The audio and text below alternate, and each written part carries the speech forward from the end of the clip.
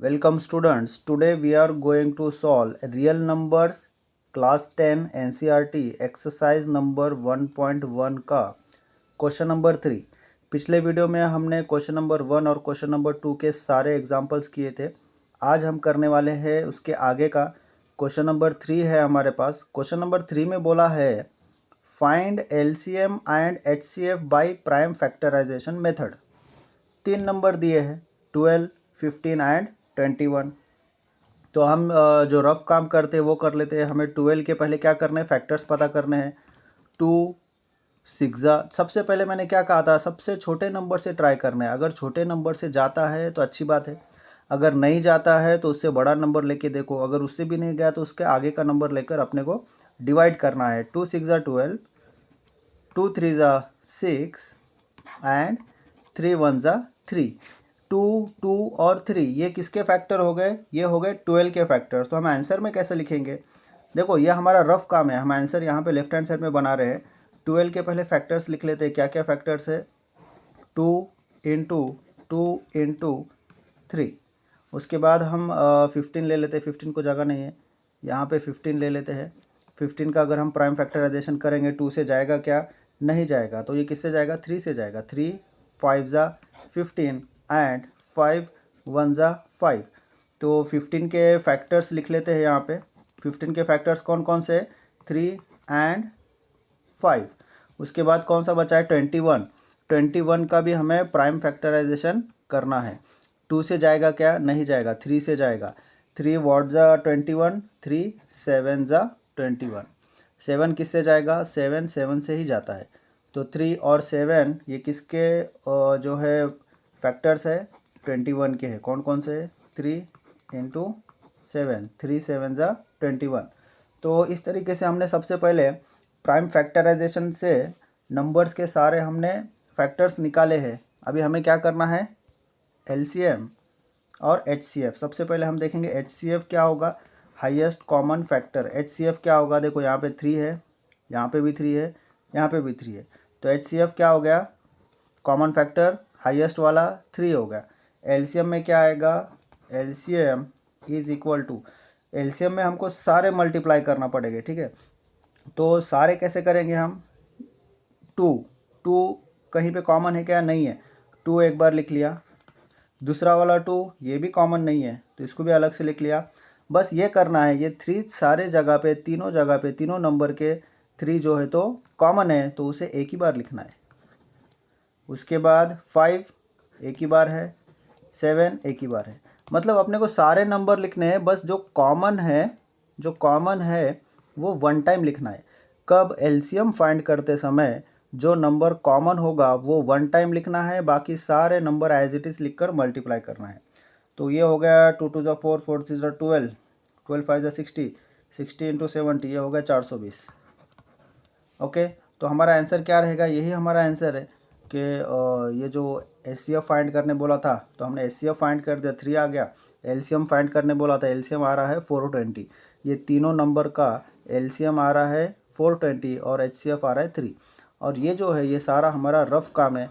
अगर आपके school teacher बोलते हैं कि इसको आंसर में ही इंक्लूड करना है तो आप इंक्लूड भी कर सकते हो। अगर मना किया है, इंक्लूड नहीं करना है, तो आप इसे रफ में भी कर सकते हो। चलिए अभी आगे का जो एग्जांपल है इसमें दिया है 17, 23, 29। तो मैंने ऐसे साइड में बना लिया है। तो हम सबसे पहले क्या करेंगे, 17 के जो है फैक्टर्स फाइंड करेंगे। 17 तो एक प्राइम नंबर है तो ये किससे जाएगा, ये 1 से जाएगा, है ना। 1 17 एंड 17 1 तो हम इसे बोल सकते हैं इसका 17 ही आएगा। ओके, तो 17 के अगर हम मल्टीपल्स देखेंगे तो कौन सा होता है, 1 इंटू 17, ऐसे भी लिख सकते हो आप। 23 की अगर बात करेंगे तो 23 का भी ऐसा है, 1 के टेबल में आता है। 1 23 एंड 23 1 तो 23 का भी बनेगा 1 इंटू 23। ओके, 29 का क्या है, 29 भी एक प्राइम नंबर है जो 1 के टेबल में आता है और खुद के टेबल में आता है। कोई और नंबर है ही नहीं जिस जो 29 को डिवाइड कर सके, है ना। तो ये सारे नंबर ऐसे ही है। तो हम क्या करेंगे, 29 1 29 इज इक्वल टू 1 इंटू 29। तो हमारे पास है 17, 23 एंड 29। तो इसका HCF क्या होगा?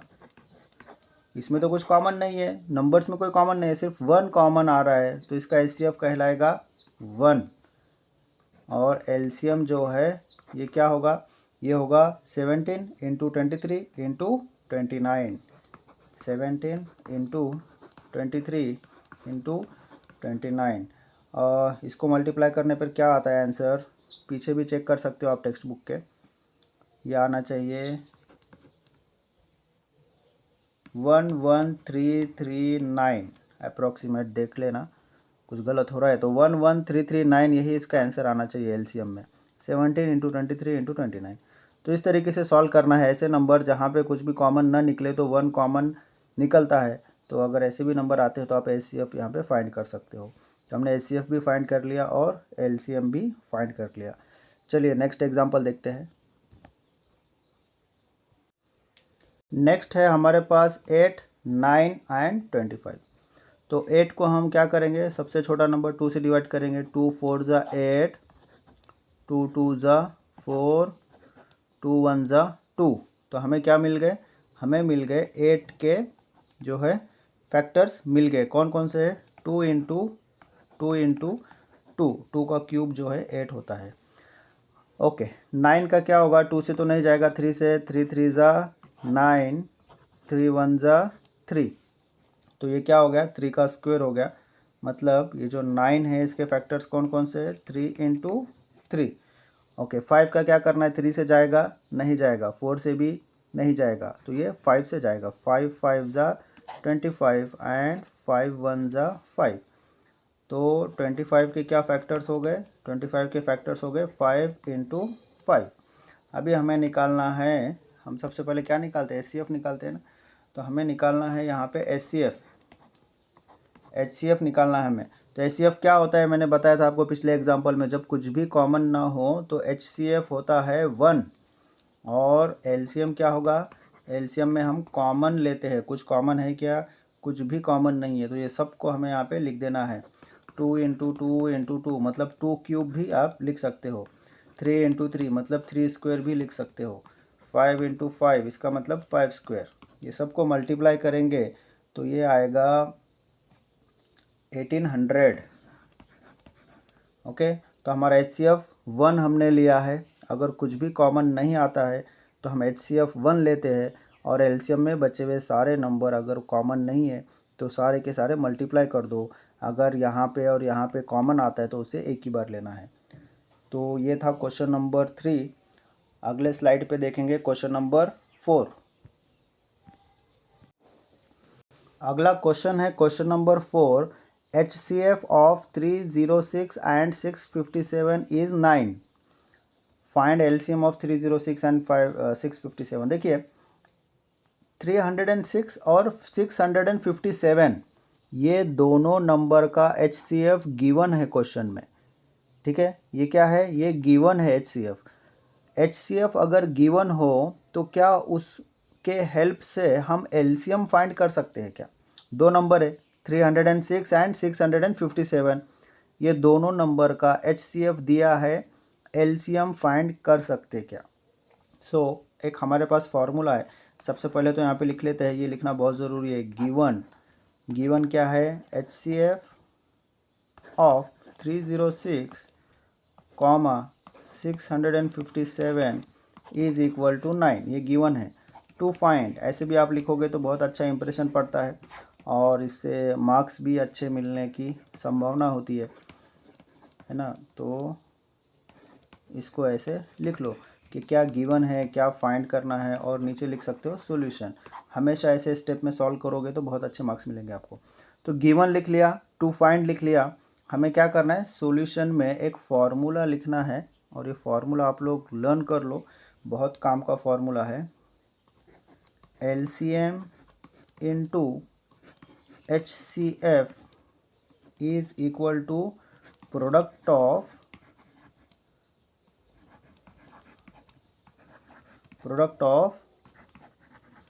To numbers. Two numbers. देखो हमको क्या फाइंड करना है, हमें फाइंड करना है, हमें प्रोडक्ट ऑफ टू नंबर्स मतलब दोनों नंबर्स का मल्टीप्लिकेशन। हमें HCF दिया है, product of two numbers find करना है। मतलब यहाँ पे तीन कंपोनेंट है, LCM, HCF और product of two numbers. HCF given है, प्रोडक्ट ऑफ टू नंबर्स मतलब ये दोनों नंबर को मल्टीप्लाई करना है, और LCM हमें फाइंड करना है। तो जिसकी उसकी वैल्यू हम पुट करेंगे। देयरफॉर LCM तो हमारे पास नहीं है, तो LCM की जगह LCM लिखेंगे, मल्टीप्लाइड बाय HCF कितना है 9 equal to product of two number मतलब दोनों नंबर का मल्टीप्लिकेशन 306 मल्टीप्लाइड बाय 657। अभी क्या करेंगे, अभी हम देखो ये फॉर्मूले में सबसे पहले तो जो वैल्यूज़ दिए हैं वो हमने पुटअप किया। अभी हम ये 9 को शिफ्ट करेंगे, तो यहाँ पे सिर्फ रहेगा LCM। Therefore LCM equal to 306 into 657 upon 9। 9 कहाँ पे गया, 9 मल्टीप्लाई में था, राइट साइड में शिफ्ट किया तो डिवाइड में चला गया। अब इसे आपको सॉल्व करना है, डायरेक्टली आपको यहाँ पे मिल जाएगा LCM। Therefore LCM equal to, इसको सॉल्व करो, इसको सॉल्व करने पे आंसर आएगा 22338, और यही होगा हमारा फाइनल आंसर। अब ब्रैकेट में भी लिखना है, देयरफॉर LCM जो दिया है वो इक्वल टू 22338। ये ब्रैकेट बहुत ज़रूरी है, अगर ब्रैकेट में फाइनल में आंसर नहीं लिखोगे तो वहाँ पे आधा या एक मार्क कट हो सकता है। तो वापस से देखते हैं कैसे सॉल्व किया हमने। सबसे पहले HCF दिया है, दोनों नंबर का HCF 9 है, हमें LCM फाइंड करना है उन्हीं दोनों नंबर का। तो फार्मूला है हमारे पास LCM into HCF is equal to product of two numbers. LCM के जगह पे LCM लिखा क्योंकि LCM हमारे पास नहीं है, फाइंड करना है। HCF गिवन है क्वेश्चन में, HCF की जगह पे HCF लिख दिया। प्रोडक्ट ऑफ टू नंबर्स, जो दो नंबर दिए हैं उनको मल्टीप्लाई करने पे प्रोडक्ट मिलता है, और 9 को जो है तो शिफ्ट कर दिया। इस तरीके से हमें LCM फाइंड हो गया। बहुत ही सिंपल मेथड से हमने इसे सॉल्व किया है। देखिए यहाँ पे अगला क्वेश्चन है, question number 5। Check whether 6n can end with the digit 0 for any natural number n। n के जगह पे कोई भी नेचुरल नंबर रहेगा तो क्या वो 0 से एंड हो सकता है कि? देखिए हम इसका आंसर बनाएंगे, if any number ends with 0 then that, हम इसको क्या बोल सकते हैं कि या that number will be divisible by 10। That number will be divisible by 10 और मल्टीपल्स ऑफ 10 दैट इज़ 2 है ना, और किससे होता है 2 और 5, क्योंकि 2 और 5 का भी आता है ना, 2 और 5। ठीक है, so prime factorisation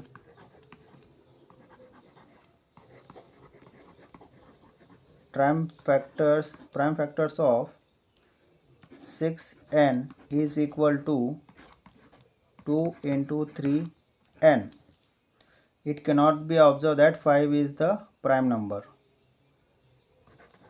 Hence,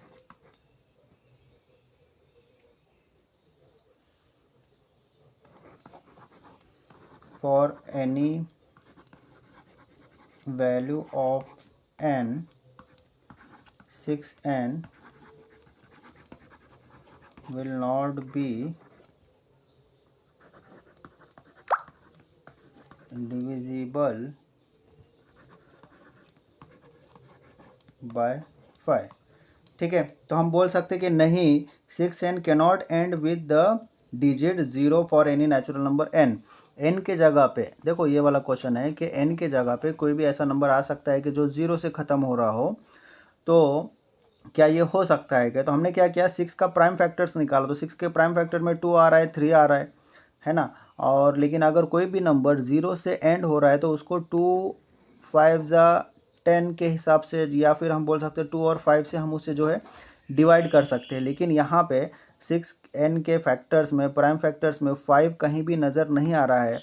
therefore it cannot be divided और it cannot be ended with the digit 0। ऐसा आप उसे मेंशन कर सकते हो। ये बस सेंटेंस वाला आंसर है और कुछ नहीं।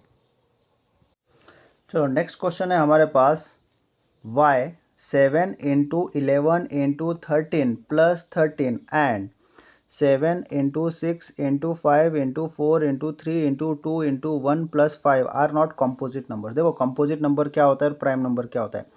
प्राइम नंबर किससे मल्टीप्लाई हो रहा है, प्राइम नंबर जो है तो 1 के टेबल में आता है और खुद के टेबल में आता है, ठीक है। और कंपोजिट नंबर को क्या होता है, जो बाकी के नंबर है जो दूसरे टेबल में भी आते हैं, तो 1 के अलावा भी उसके जो फैक्टर्स होते हैं तो वो क्या होते हैं, कंपोजिट होते हैं, अदर फैक्टर्स। और ऐसा नंबर जो 1 के टेबल में आता है और खुद के टेबल में आता है उसे प्राइम नंबर बोलेंगे। और जो नंबर 1 के टेबल में भी आता है, खुद के टेबल में भी आता है और दूसरे भी नंबर इसमें आता है, तो वो कंपोजिट नंबर होता है। जैसे प्राइम नंबर में क्या आएगा, 7 है ना। प्राइम नंबर क्या एग्जांपल दे रहा हूँ आपको, 7 7 जो है 1 के टेबल में आता है और 7 के टेबल में आता है। लेकिन 6 देखेंगे अगर हम, तो 6 किस में आता है, 6 1 के टेबल में आता है, 6 के टेबल में आता है, 2 के टेबल में आता है, 3 के टेबल में आता है। तो एक कंपोजिट नंबर है जिसके अलग अलग फैक्टर्स है। तो हम यहाँ पे क्या करेंगे कि ये दोनों नंबर कंपोजिट है। क्यों कंपोजिट नंबर है, ये हमें एक्सप्लेन करना है क्वेश्चन में, ठीक है। तो हम क्या करेंगे, देखो प्राइम नंबर और कंपोजिट नंबर तो आपको समझ में आ गए। अभी हम देखेंगे नंबर्स को कैसे बनाना है। देखो यहाँ पे 7 इंटू 11 इंटू 13 प्लस 13। अब यहाँ पे कितने टर्म हैं, टर्म्स देखने हैं हमें। टर्म्स डिवाइड होते हैं प्लस और माइनस से, मल्टीप्लाई डिवाइड से नहीं होते। तो ये एक टर्म है और ये एक टर्म है, ठीक है। प्लस और माइनस से टर्म डिवाइड होते हैं, मल्टीप्लाई डिवाइड से टर्म डिवाइड नहीं होते, उसे एक ही टर्म बोला जाता है। तो ये एक टर्म है और ये एक टर्म है। दोनों टर्म में क्या कॉमन है, 13। तो हम इसको 13 को बाहर ले लेते हैं, 13, ठीक है। तो हमने 13 को बाहर ले लिया, ब्रैकेट में क्या बचा फिर, मल्टीप्लाइड बाय, देखो 13 13 कॉमन आ गया, इसमें का हमने 13 बाहर लिया, यहाँ पे क्या आ जाएगा, यहाँ पे जो है तो 1 आ जाएगा, बराबर। तो देखो 7 इंटू 11 7 इंटू 11 प्लस 1। देखो अभी हमने यहाँ पे भी 2 टर्म लिए, यहाँ पे भी एक टर्म लिया। ये 2 टर्म में से ये पहले वाले टर्म में से 13 हमने बाहर ले लिया, तो ये क्या होगा, 13 इंटू 7 इंटू 11, यही तो चाहिए हमें, 7 इंटू 11 इंटू 13। तो हमने क्या किया, पहले वाले टर्म में से 13 को कॉमन बाहर ले लिया और दूसरे वाले भी इसमें से हमने बाहर ले लिया। तो वहाँ पे क्या बचेगा, 1 बचेगा। 13 1 जा 13 हो जाएगा ये। और जब हम इसे सॉल्व करेंगे तो ये बन रहा है 13 इंटू 77 प्लस 1 कितना होता है, 77 प्लस 1 78। और 78 13 के फैक्टर में आता है कि यस 13 13 6 ओके 13 6 हो रहा है। और नेक्स्ट जो है कौन सा नंबर है, 7 into 6 into 5 into 4 into 3 into 2 into 1 plus 5। अब यहाँ पे देखो कितने टर्म है, ये एक टर्म है और ये एक टर्म है। दोनों टर्म में क्या कॉमन है, 5 5 कॉमन है। ये आपको अंडरलाइन नहीं करना है, मैं एक्सप्लेन करने के लिए कर रहा हूँ। इक्वल टू 5 हमने ब्रैकेट के बाहर ले लिया, बाकी का सब ब्रैकेट में लिख देंगे। तो क्या क्या आएगा, 7 into 6 into 4 into 3 into 2 into 1 plus 5 बाहर लिया ना, तो 1 आएगा उसकी जगह। जैसे ऊपर हमने 13 को बाहर लिया था उसकी जगह 1 आया था ना प्लस के बाद, वैसा यहाँ पे 1 आ जाएगा। अब इसको सॉल्व करेंगे तो ये बनेगा, देखिए 7 6 42। एक मिनट मुझे कैलकुलेशन करने दीजिए।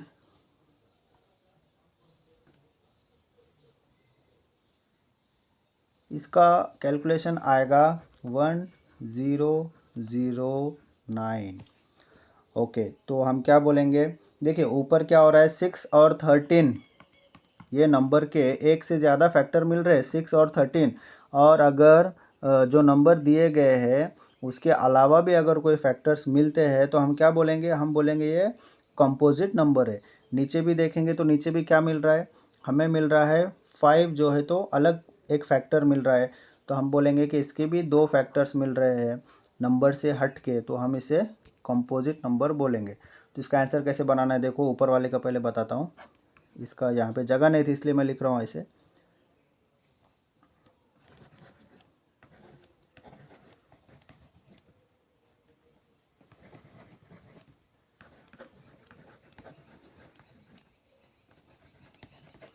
It is a composite number.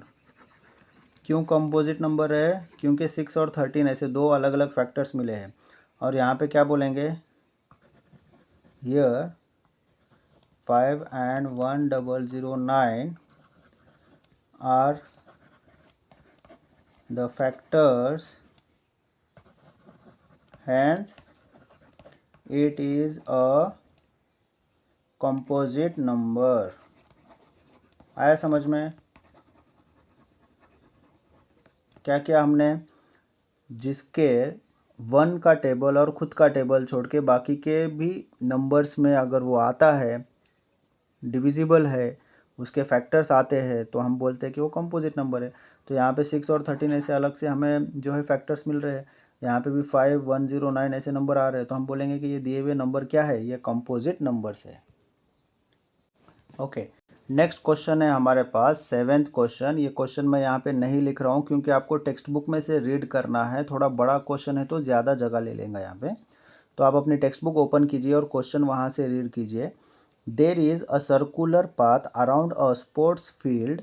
Sonia takes 18 minutes to drive one round of the field while Ravi takes 12 minutes for the same. Suppose they both start at the same point and at the same time and go in the same direction. After how many minutes they will meet again at the starting point? तो देखो यहाँ पे क्या है, रवि जो है सोनिया से कम time ले रहा है। एक सर्कुलर पाथ है कंप्लीट करने के लिए, तो हम इसे लिखते हैं यहाँ पे, सारे पॉइंट्स लिख लेंगे हम। रवि जो है, रवि टेक्स लेस टाइम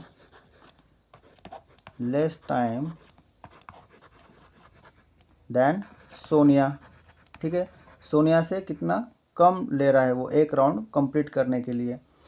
और दोनों भी कहाँ जा रहे हैं? एक ही डायरेक्शन में जा रहे हैं और आगे जाके दोनों एक ही पॉइंट पे मिल रहे हैं, एक जो है राउंड कंप्लीट करने के बाद। Total time taken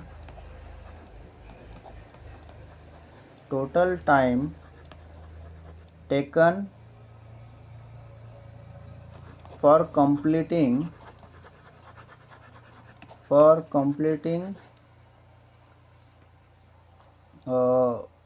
total time taken for completing one round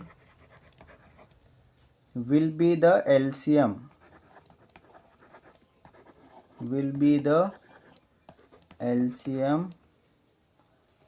here, that is 18 and 12 minutes। ऐसा आपको पूरा लिखना पड़ेगा। Therefore 18 के प्राइम फैक्टर्स हमें निकालने हैं, 12 के प्राइम फैक्टर्स हमें निकालने हैं और उसके बाद LCM हमें बताना है। ठीक है, तो रवि कम टाइम ले रहा है सोनिया से। टोटल टाइम जो लग रहा है एक सर्कुलर पाथ कंप्लीट करने के लिए, सर्कुलर पाथ है रवि और सोनिया के लिए। ठीक है, ये आगे जाके एक पॉइंट पे मिल रहे गोल घूम के आने के बाद में। तो हमें यहाँ पे क्या करना है, इस क्वेश्चन में एक ही करना है, 18 और 12 ये दोनों का फैक्टर्स निकाल के LCM निकालना है। वही कहलाएगा जो आके मिलने वाले हैं वो कितनी देर के बाद मिलने वाले हैं, ये हमें बताना है। ये कितना टाइम लगेगा अपने को। तो LCM हम कैसे निकालेंगे वो तो आपने देखा है अभी पूरे एक्सरसाइज में। और 2 9 ज़ा 18, 3 3 ज़ा 9 एंड 3 1 ज़ा 3। तो 18 के फैक्टर्स क्या हो गए? 2 इंटू 3 इंटू 3 बराबर। और क्या है? 12 के क्या होते हैं? 2 6 ज़ा, 2 3 ज़ा एंड 3 1 ज़ा। तो इसके हो गए 2 इंटू 3। LCM में हम क्या करते हैं? कॉमन एक ही बार लिखते हैं। तो कॉमन कौन कौन सा? ये 2 2 कॉमन है और ये 3 3 कॉमन है बराबर। तो हम क्या करेंगे LCM में, हम ये कॉमन का एक बार लिखेंगे और जो 2 कॉमन नहीं है वो एक बार लिखेंगे, जो 3 कॉमन है वो एक बार लिखेंगे और जो 3 कॉमन नहीं है उसे एक बार लिखेंगे। आ रहा है समझ में? जो कॉमन है उसको एक बार लिखा, जो कॉमन नहीं है उसे लिख लिया, उसके बाद जो कॉमन है उसे एक बार लिख लिया। अब सबको मल्टीप्लाई कर देंगे। 2 2 ज़ा 4, 4 ज़ा 12 एंड 12 3 ज़ा 36। तो क्या होगा? मिनट्स में दिया है सब कुछ। देयरफॉर क्या नाम है? Ravi and Sonia will meet after 36 minutes. यही होगा हमारा फाइनल आंसर।